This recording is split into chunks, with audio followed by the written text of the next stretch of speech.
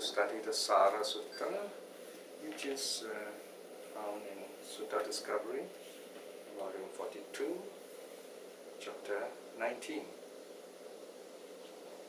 Sara Sutta means the hardwood discourse. Sara means the essence, the core of the wood. And the reference is S48.55. S means Samyutta Nikaya, chapter 48, Sutta number 55. Right? So this is the international number. But in this book, this is volume 42, chapter or Sutta number 19. So the translation series is following the Sutta Discovery. Now today we are going to focus on the word Indriya.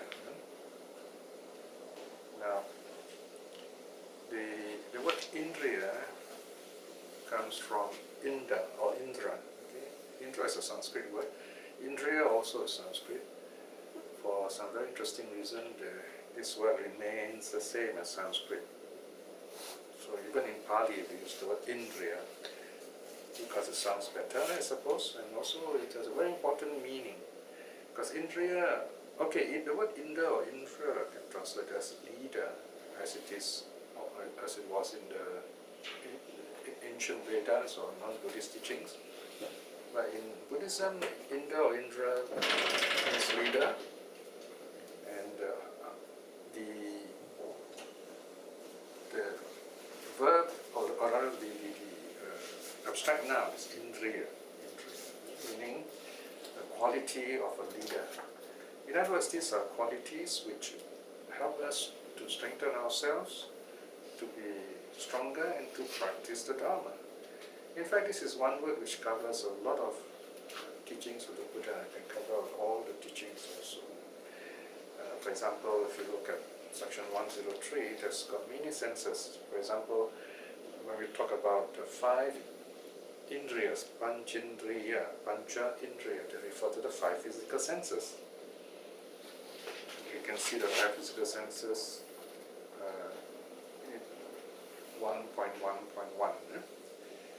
What I'll do is just look through all the main ideas first. Okay, you can see, go back to 103. First is the 5 sense faculties, or sometimes 6 if you add the mind. And then 1.2 are the 5 mental faculties. 1.3 are the 3 controlling principles. 1.4 are the 5 faculties of feeling. 1.5 the faculties of knowledge. These are all chapter numbers we should look at in a while.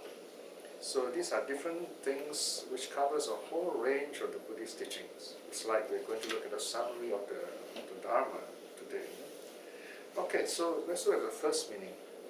The first meaning, the 5 Indriyas or the 5 faculties, here refers to your sense faculties. Number 1 is sight, number 2 is hearing, number 3 is smell, number 4 is taste, number 5 is touch. And if you include the mind, the mind also is included as the 6th sense. Usually, when we talk about the senses, 5 of them are called Indriyas. If there are 6, we call them ayatanas. Ayatanas are sense bases. The reason for this separation is to help us understand better in terms of meditation and also Buddhist psychology, if you like. For example, the 5 senses are physical senses, and they are what usually distract us in meditation. So in meditation we close the 5 doors, so to speak. We give the 5 senses a rest. It's like as if we have 5 different kinds of phones, and we want to just switch them off for a while so that we can focus on the mind, the 6th sense. So they are called Panchindriya. And also we reflect on the 5 senses or the 6 senses as being impermanent. Right? We regularly just accept them, understand them as they are, that they are impermanent. And this is a very important practice, because this practice de-traumatizes us, prevents us from being shocked when we fall sick, prevents us from being frightened, when we meet with some kind of accident, we get a cut or fall. We are very calm, and that way we reduce the damage and we can heal faster also. And also when we understand the impermanence of the senses, when we suffer losses, let's say someone dear to us passes away, we feel calm, it feels natural. All these things are impermanent. So this is the reflection on impermanence, or the perception of impermanence. Then the next, and the senses are also to be restrained, right? When we practice the precept, restraint, that means we should not see what we don't like to see, or make us unhappy, or make us troubled. Same thing with the ears. All our senses, in other words. We try to notice what are the things that can bring us unhappiness to the senses, and we try to direct the senses away from the sources of pain and unhappiness. This is called sense restraint. And we also reflect on the decay of the faculties. As we grow older, our eyes don't see so well, we don't hear so well, our skin also change, we're not that healthy as before, and this is quite normal. It means that we have to take care of ourselves much more, right? So we keep our body healthy so that the mind also can be healthy in that way.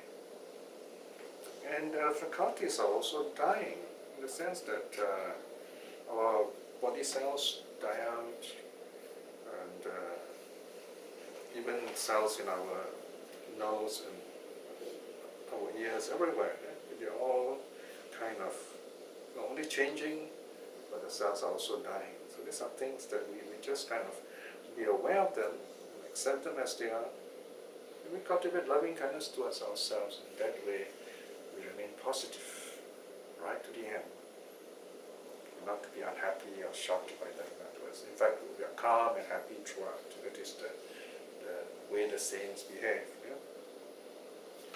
Then we have what I call the 5 spiritual faculties.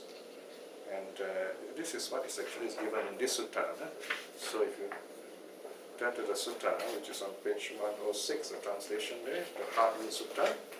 This is the very short sutta. The Buddha gives us this, the main meaning of his Indriya, at the bottom of page 106.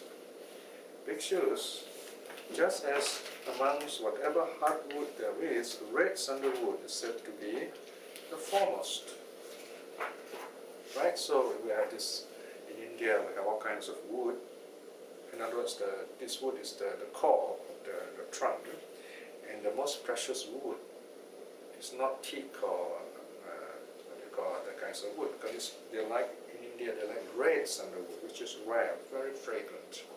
So this is what we use sometimes to offer perfume, incense in the temples, for example. And this is very expensive also, because they're hard to get. So among all the hardwood, red sandalwood is the best, the foremost. Even so, bhikshus are the monks. Amongst the dharmas here means states or conditions that are conducive to awakening. In other words, whatever things, whatever states, mental states that bring us awakening, bring us understanding, bring us wisdom, the faculty of wisdom is declared to be the foremost. That is to say for the sake of awakening. So wisdom is the best of the 5 faculties. So what are the other 4? Let's look all of them together. And what bhikshus are the dharmas that are conducive to awakening? Bhikshus, the faculty of faith, sadindriya, is a dharma conducive to awakening. It brings about awakening. Then there is the faculty of effort. Is also conducive to awakening. Bring us to understand ourselves, to be free from suffering. Number 3, there is the faculty of mindfulness. This helps us to awaken to true reality. Number 4 is the faculty of concentration or mental stillness, or samadhi, if you like. This also conduces or brings about awakening. And number 5 is wisdom. This is the one that the Buddha was talking about. Wisdom brings about awakening. So bhikshus, just as amongst whatever hardwood there is, redwood is said to be the foremost. Even so, bhikshus amongst the dharmas that conduce to awakening, the faculty of wisdom is declared to be the foremost. That is to say, for the sake of awakening. So here, the 5 faculties, we have faith, effort, mindfulness, concentration, wisdom. Okay? Now, these faculties here refers to something like our personality, our psychological inclination, character, if you like. Look at 2 of the words first. Number 1 and the last one. Faith, wisdom. Okay? For example, we have some people, they are more faith inclined. Okay? They easily believe what's taught to them. So we call it, these people are faith inclined. Another kind of person is wisdom inclined. Those who are wisdom inclined, they do not accept things easily, they will ask questions, they want to know why, they want to find out more. So these are 2 aspects. Well, sometimes in the same person you can have 2 aspects at different times. But the idea here is these 2 needs to be balanced. If you feel that you are strong in faith, then you should cultivate more wisdom. If you're a teacher, this is what you will notice in your students. If they have a lot of faith, you try to teach them more wisdom. If they have a lot of wisdom, in other words, they are deep thinkers, but they always thinking, always arguing, they need some faith, in other words. In other words, you've got to open up, be happy, and just allow people their opinions, for example, to accept things just as they are, and then work from there. So we balance wisdom with faith. Then there is effort. Number 2 is effort, faculty of effort, and then number 3 is, number 4, you have 2 and 4 pairing up, is the faculty of concentration, samadhi. So here we have some people who are very good in, they're full of effort, right? They are really active and hardworking, but they can't focus, they can't sit still. Right? Then you have the other person who's very calm, happy, not doing anything, they can meditate easily. So these are those with a very strong faculty of samadhi, or faculty of concentration. So we need to balance these 2, the opposites. Those who are very active, a lot of effort, a lot of energy, they have to learn to calm down a bit. Okay? And those who are totally very quiet, very introspective, if you like, they need a bit of effort. So we balance this out. Sometimes in meditation we may try too hard, for example, or maybe we're not trying hard enough, so we balance it out. What helps us to balance these 2 pairs? What helps us to balance between wisdom and faith, effort and concentration or stillness? It is number 3, it's right in the middle, notice? It is mindfulness. So imagine a diagram, a square, and then you have one corner is faith, opposite corner is wisdom, another corner is effort, the opposite corner is stillness or concentration, and the center is a circle, the center is mindfulness. So mindfulness is the moderator. So when you meditate, your mindfulness will tell you, or you use your mindfulness to observe how you're progressing in your meditation. Making too much effort, and relax. Or you're not making enough effort, then put in more effort. Right? And so on. Right? So these 5 faculties are very helpful to us in our life. So these are the 5 faculties.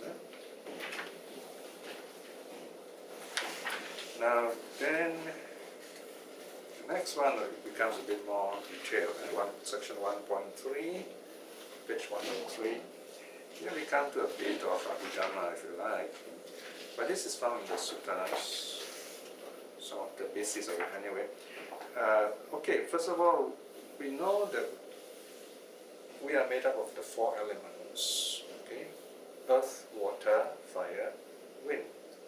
Earth are the solid aspects of our body, the bones, skin, teeth. Water are the liquid in our body, saliva, urine and so on. It's not just water, but any kind of liquid.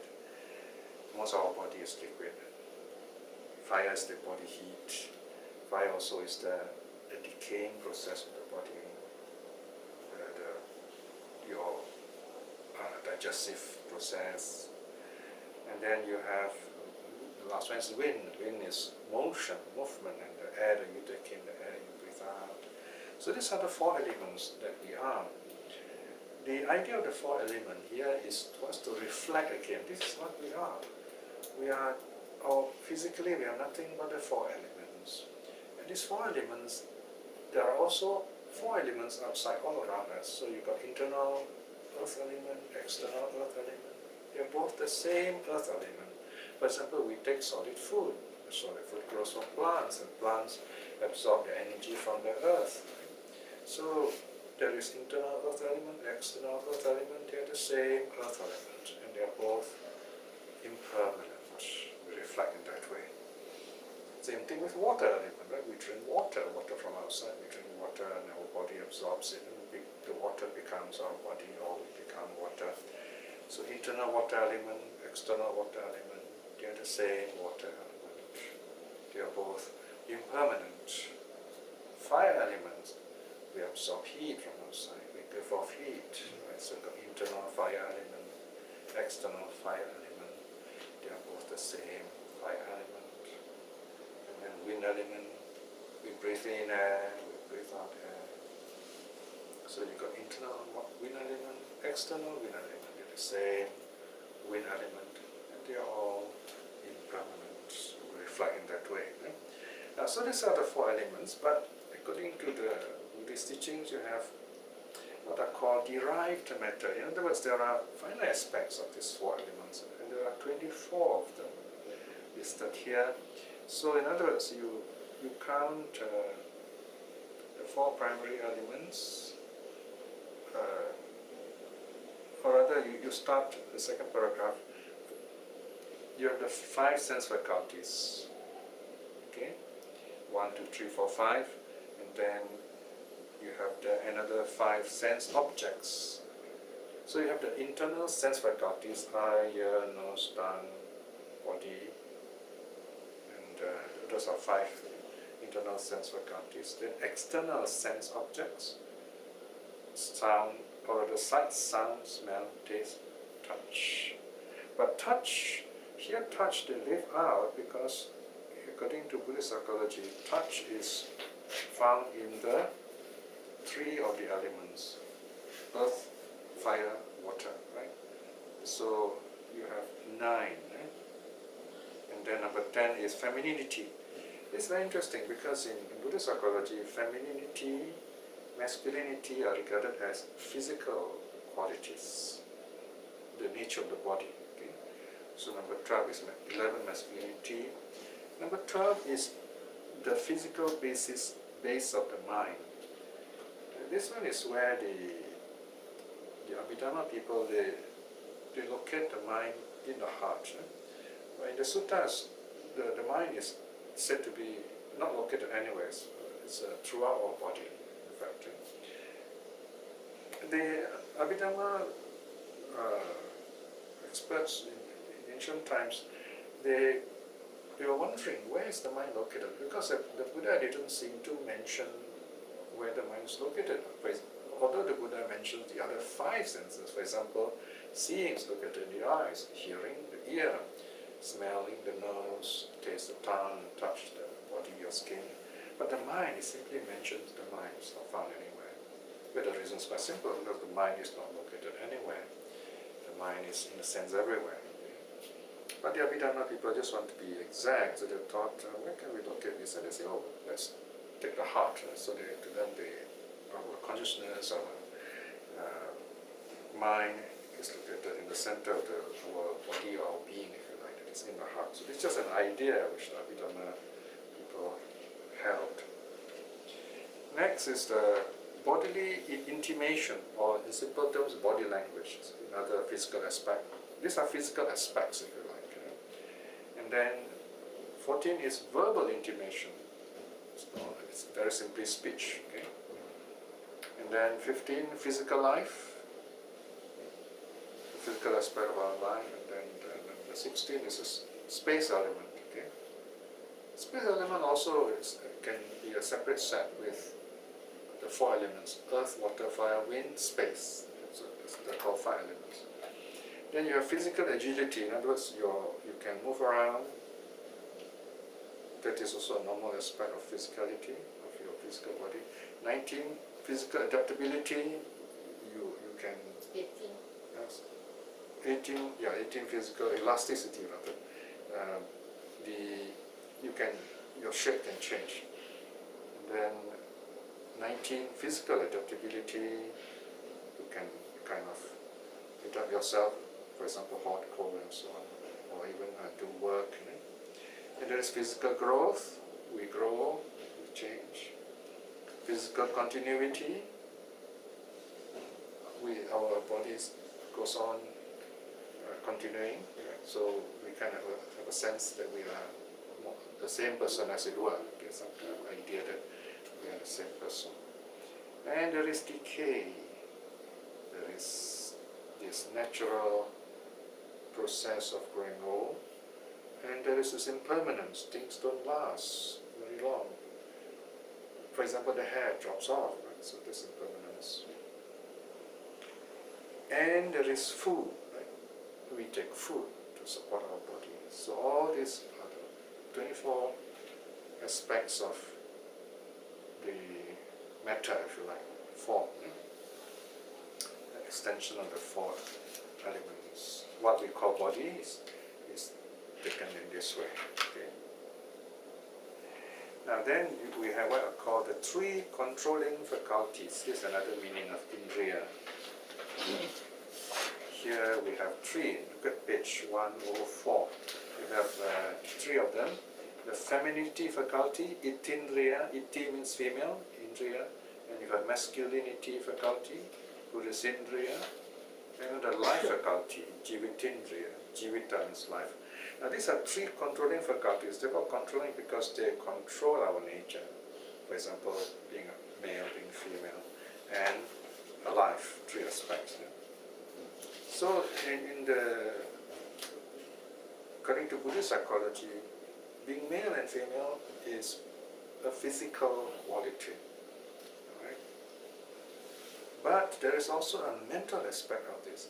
In one of the suttas, for example, the Samyoga Sutta, the Buddha says, we should not look at ourselves merely as physical beings, male, female. Even though we may be male, although we may be female, but our minds can be free from that kind of idea. In other words, we've got to balance our mind, harmonize our minds, not to be only male or only female. Meaning, in other words, it's something like yin-yang in Chinese. No? For example, if a man is too strong, okay, too masculine, then he'll be fierce and violent. So he needs to balance out with a bit of feminine quality, in the sense that yin aspect. Same thing in the case, say, in a woman, like if it's too soft, then they'll be very weak and easily frightened, and won't be a good mother. So that to balance out with a bit of masculinity, to be strong, decisive, and so on. So no matter how your body is, male or female, but your mind can be free of the shortcomings of sexuality, in other words. So these are very interesting aspects of Buddhist psychology. Right? There are other details down there you can look, okay? And then you have the 1.4, the 5 faculties of feeling. Okay, this one is quite easy to understand. How do we feel? Now we have body, we have mind. Let's start with the sutta way of talking about feeling. The body feels, the mind also feels. 2 kinds of feeling, if you like, 2 sets of feeling.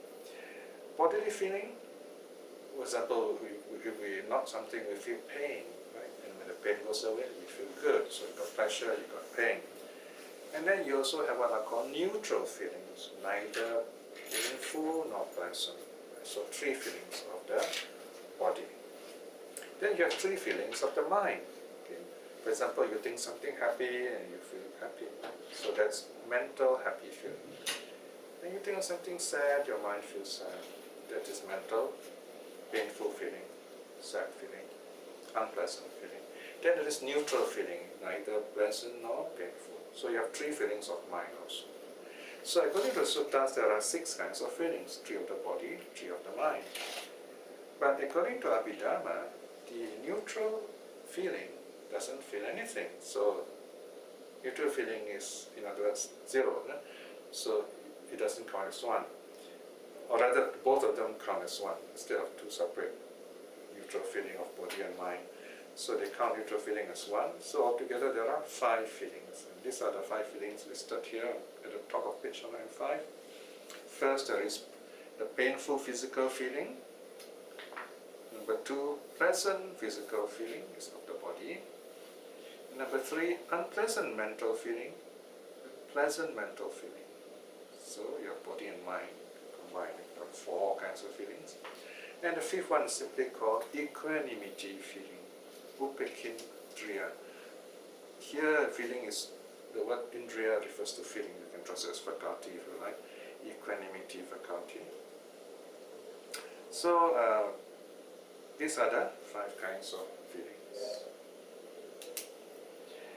Now we have the last one. This one is called the 3 kinds of faculties. Here refers to the state of awakening. Look at the Sutta, Indriya Sutta,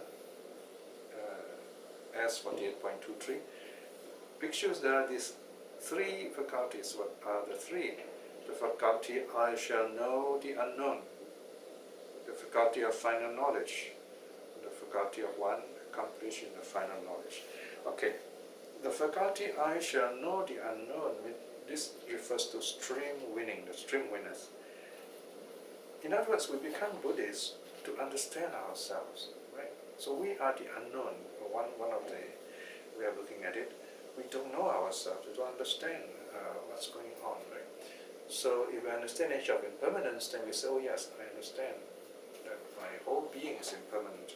Now when we reflect in this way, the Buddha says, your wisdom will grow, and we come to the point where we understand the unknown, and then we will become stream winners. Stream winners means you are on the way to full awakening, and the more 7 more lives to go. So this is the first one, the faculty of attaining stream winning. Now the next one, faculty of final knowledge. This refers to the arising of the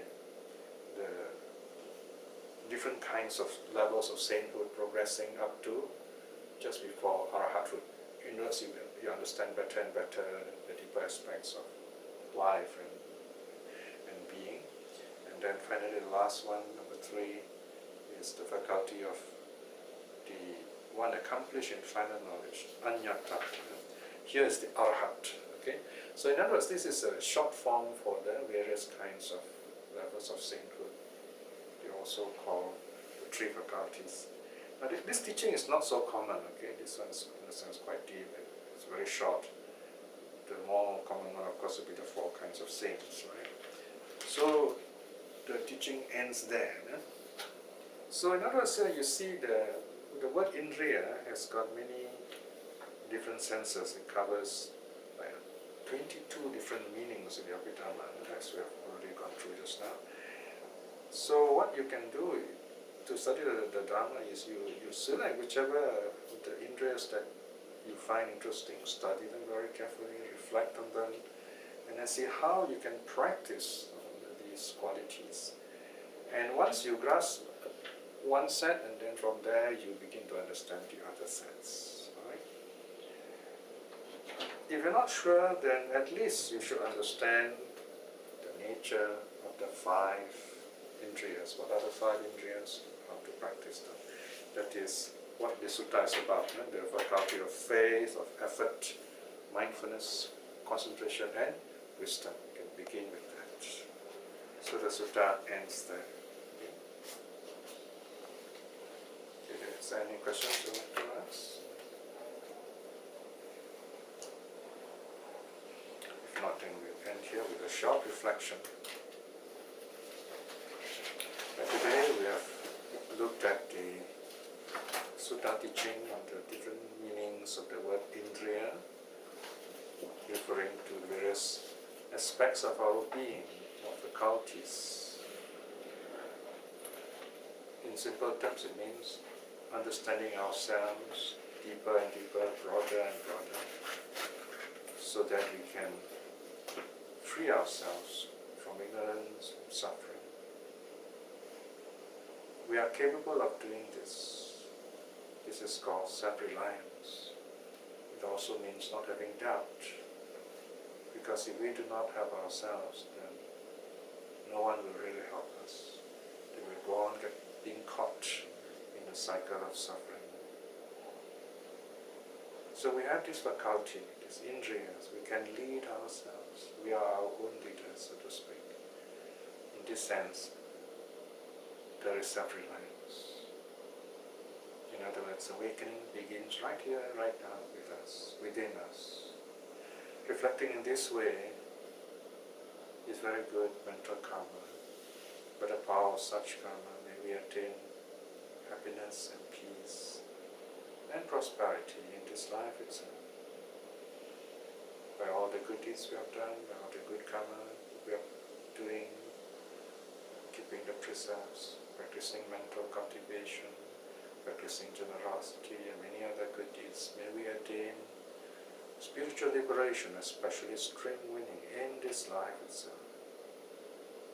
In this moment of peace, let us send out our loving kindness to all our loved ones, to our relatives and friends, to all the Dhamma workers, that can be blessed with wisdom to awaken to the true Dhamma. And also for those whom the Dhamma have not touched, may they see the Dharma for themselves and be free from suffering too.